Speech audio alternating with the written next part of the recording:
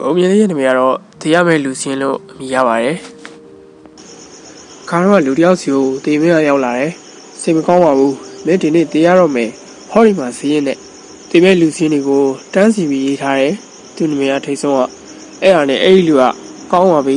ဒါပေမဲ့ခဏတော့နေပါဦးဗျာကျွန်တော်ခင်ဗျားကိုအဲ့ခံမရစေအောင်ဆိုပြီးကော်ဖီမုန့်နေကျွေးတယ်တေမင်းလဲအားပါစားပြီးအိပ်ပျော်သွားပါလေရောဘယ်ရမလဲခုလူကကော်ဖီထဲမှာအိတ်ဆေးတွေခတ်ထားတာကို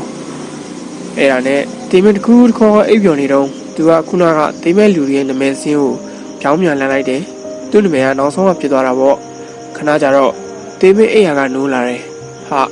စားကောင်းကောင်းနဲ့စားလိုက်တာပိုက်လေးပြီးအိတ်တောင်ပျော်သွားတယ်ကွာကဲ